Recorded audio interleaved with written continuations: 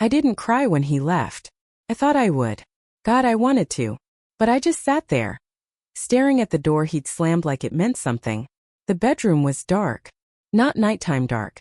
Just that heavy, moody kind of quiet where nothing feels settled. I heard his car pull out of the driveway. Fast. Like he couldn't stand being here for one more second. And I didn't move. Not even when the silence started pressing against my skin. I think he thought I was crying. My best friend. He was still standing in the hallway. Didn't follow my husband. Didn't ask what happened. He just waited like he'd done it before. Like he knew that when everything breaks you don't talk. You just stay. I felt the bed shift behind me. Not close. Just enough to know I wasn't alone anymore. And somehow that broke me more than the fight did. Because when my husband left, he left the space where love should have been. But my best friend? He filled it. He didn't say a word. Didn't ask if I was okay. Just sat there breathing slow. I think that's when it started. Not love. Not lust. Something quieter. Something like recognition. I told myself I'd never let anything happen. I told myself 1,000 times. But that night I didn't say anything at all. 'Cause deep down, I wasn't crying. I was waiting. And he didn't leave. He touched my back. And my whole body answered. Not dramatically. Not like in a movie. Just soft. Like he was trying not to wake me even though I wasn't asleep. His hand barely pressed through the fabric of my shirt. But somehow it felt warmer than anything I'd felt in months. I didn't flinch. Didn't pull away. I just sat there, staring at nothing, wondering how long it had been since someone touched me without needing anything in return. He didn't ask what happened. Didn't say I deserved better. Didn't try to fix me. He just breathed near me, close enough that I could feel his presence filling up the room. And suddenly I wasn't sinking anymore. The silence was different with him there. It wasn't cold. It didn't echo. It breathed. I turned just enough to look at him.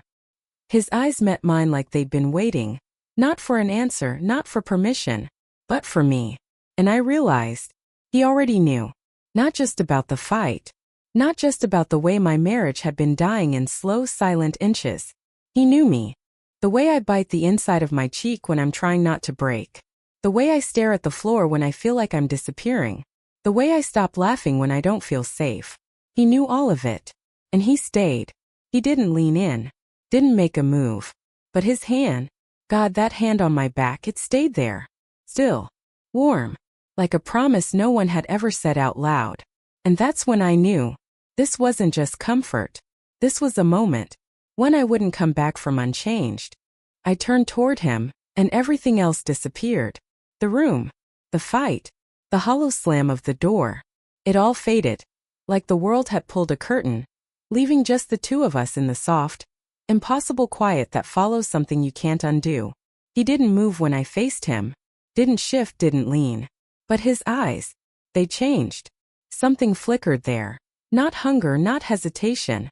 Just this aching kind of knowing. Like he'd imagined this moment before. But never let himself believe it would actually happen. I felt it in the way he looked at me. Not like a woman broken. Not like someone to fix. But like someone he'd really seen long before tonight. His hand slid a little lower on my back. Not bold. Just intentional. And my body. It didn't tense. It leaned. I didn't mean to. Didn't even notice I was doing it until I felt the space between us melt into heat. Every breath felt slower. Thicker.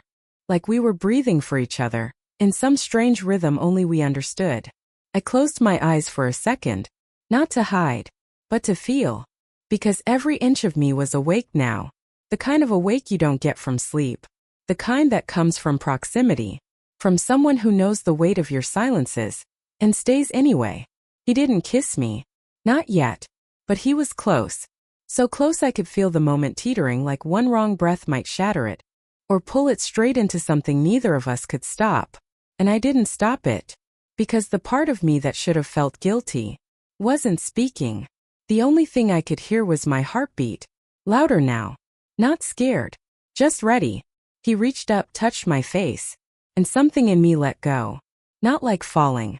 More like exhaling after holding your breath for too long. His thumb traced just beneath my cheekbone, slow, careful, reverent. like I was fragile, but not broken, like he wanted to remember the shape of me. And for a second, I forgot where I was, forgot the ring still on my finger, forgot the echo of slammed doors and arguments that never reached resolution. All I could feel was him. His fingers were warm, gentle in that way that makes you ache more, not less. I didn't speak, didn't even blink, because his eyes were holding me there, in that breathless place between what shouldn't happen and what already was.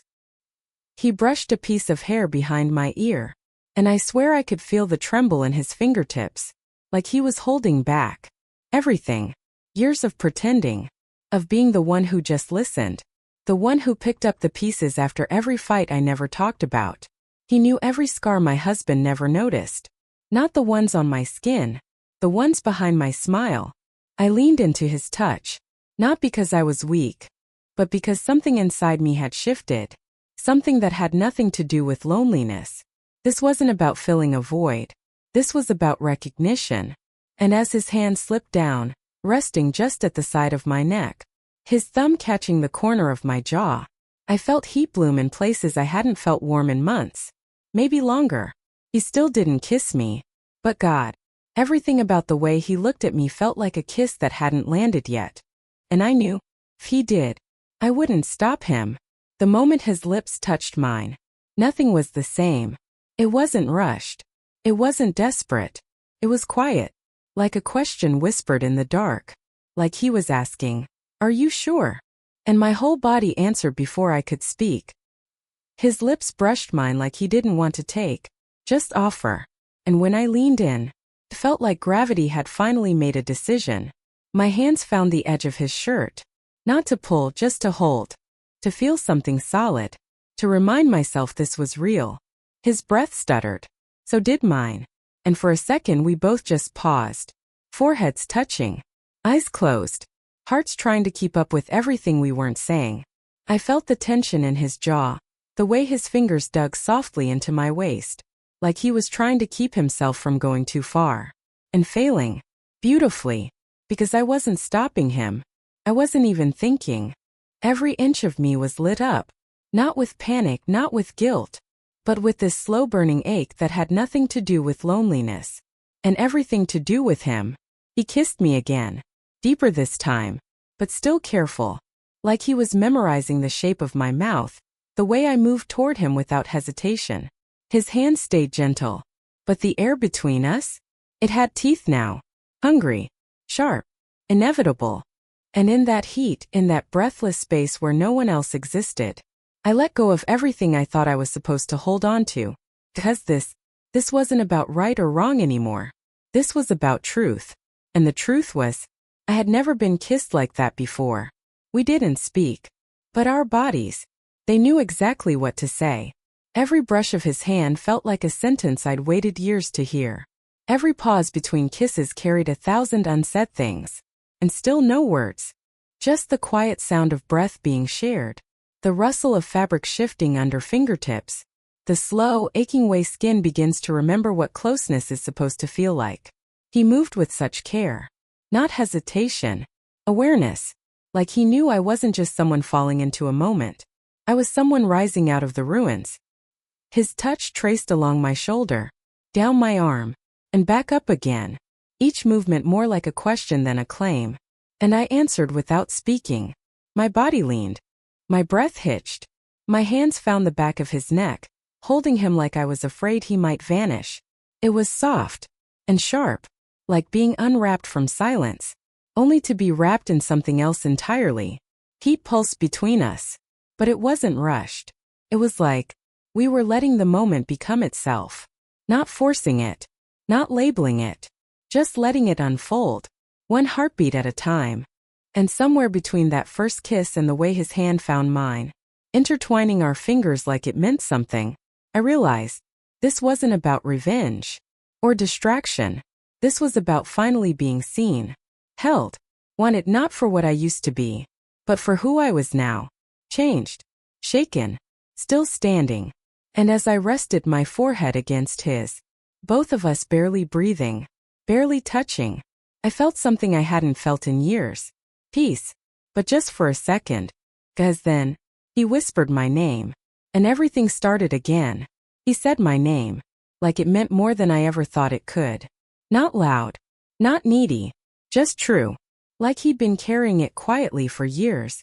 And only now found the courage to let it slip between his lips. The way he said it made my chest ache. Like something inside me recognized it before my mind caught up. Like hearing a song you didn't know you missed until it starts playing. And then he said it again. Softer. His forehead still against mine. His breath warm and uneven. Like maybe he was just as scared of this as I was. I opened my eyes. He was already looking at me.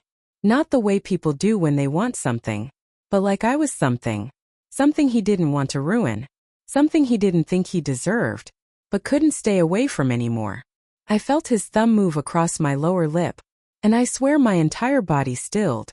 Like the world had just paused. To let that moment happen. No one had ever looked at me like that. Not even my husband. And I knew.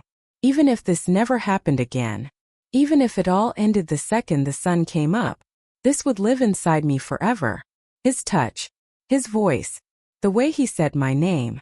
Like a secret he'd waited too long to tell. I don't remember who moved first. Maybe it was him. Maybe it was me. But the space between us was gone. And when he kissed me this time, there was no hesitation. It wasn't careful. It wasn't slow. It was everything we hadn't said. Everything we'd buried. Everything we weren't supposed to feel. But did. And as his hands found the curve of my back, pulling me closer, deeper, into something I couldn't name, I knew. This wasn't just a kiss. It was a shift. A breaking. A beginning. And when the morning came, he was still there. I thought I'd wake up to regret. To silence. To the sound of his footsteps trying to disappear before the light touched the room. But I didn't. I woke up to warmth. His arm around my waist. His breath steady behind me. And a stillness I didn't recognize. Because it didn't hurt. It didn't echo. It didn't ask questions. It just held me. For a moment I kept my eyes closed. Not because I was afraid, but because I wanted to stay inside that moment a little longer. No pretending. No hiding. Just real. His fingers moved softly against my hip, like he was tracing the memory of the night before, and promising not to forget it. I turned toward him. Slowly. I still heavy. And there he was. No apology. No panic. Just him. Looking at me like I was something found, not something taken. Neither of us spoke right away. We didn't have to. Because everything had already been said. In the way he touched me. In the way I let him. In the way we didn't run from what it became. The truth is, I don't know what happens next. I don't know if this turns into something more. I don't know how to explain it. To anyone. But I know what that night meant. I know what it changed. He stayed. When everything else fell apart. He stayed. And somehow, in the quiet that followed the storm, his presence didn't feel like a rescue. Felt like a choice. One I didn't ask for. But one I'll never forget. Because that night, I wasn't falling apart. I was waking up. And this time, I wasn't alone. End of story. Let me know if you want a title card, voiceover script, or anything else to go with it.